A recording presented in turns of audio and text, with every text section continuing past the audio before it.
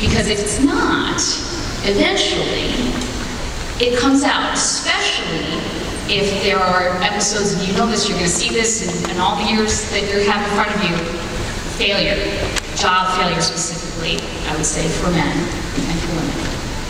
I think that as women, we tend to pick ourselves up and dust ourselves off a little bit, but I think it's really tied to ego for men, and you just really got to be careful about what the value system is for yourself and for the person that you're involved with.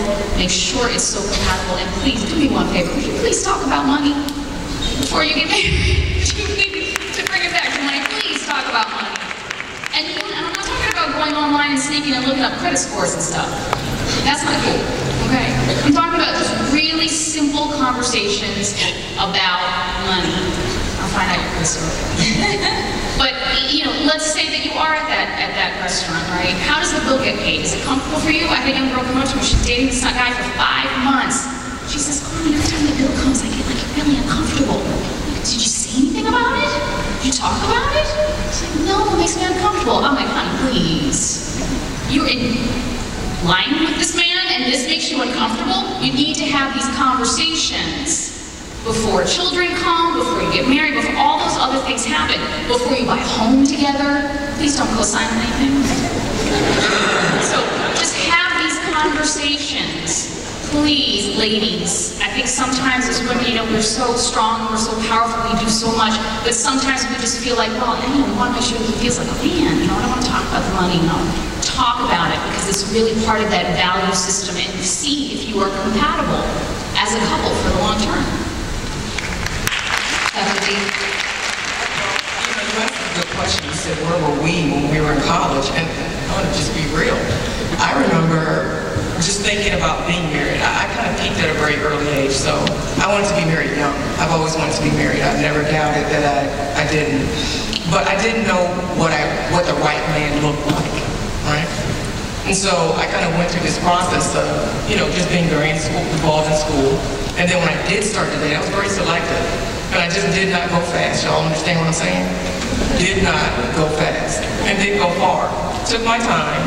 But I began to notice a lot of things in just the relationships that I saw forming around me. And it really gave me a sense of pause. I understood that this is really serious. People are happy. They get a boyfriend or girlfriend. They're happy. They break up. They're like almost suicidal. So I said to myself, like, this doesn't make any sense. I said, you know, man, everybody's trying to get a boyfriend or girlfriend though. And then it doesn't last. And then there's like this shipwreck, an implosion. And so I just really took my time and began to look around. But the one thing that I had going for me was this. Number one, I really was not a victim of peer pressure. I always knew very early on my worth. I knew who I was. I knew who I was not. And I knew what I was going to do and what I wasn't going to do. Period, dot. So it didn't make me prey to a lot of things that a lot of my friends fell prey to. See, this is one thing I learned. Men are really looking for their rib. They're looking for the rib. You ever want to go out, you want to go out to a party. So you know you wanted to look fly, but you didn't know what kind of dress you wanted or what kind of outfit you wanted, but you knew you would know it when you saw it, right? Y'all following me? Mm-hmm. So that's the way it is with a man. He samples. So a man, when he's getting ready to settle, he starts to sample. He's looking for his other half.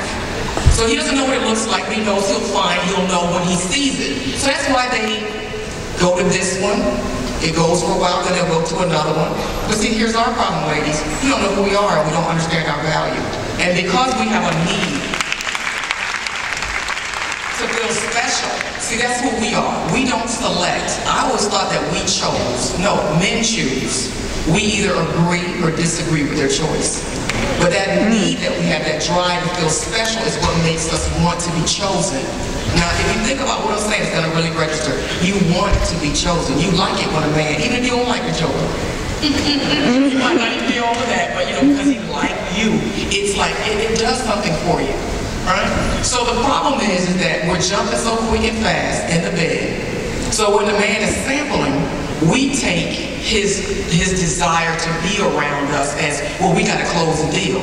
So we throw them cookies in there. We sweeten the deal with the cookies.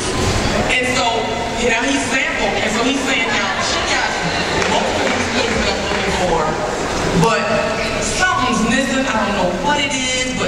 missing. So then that makes them now go to the other person. This is not rejection, really. It's not an indication that there's anything wrong with you, ladies. It's an indication that you are not his rib.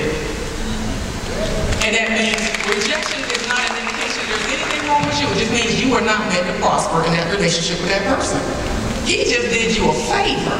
But when you open up the cookie now, Dr. D. Hold on, I got jumping on this cookie thing. I like cookies. All right. Because you could school us all night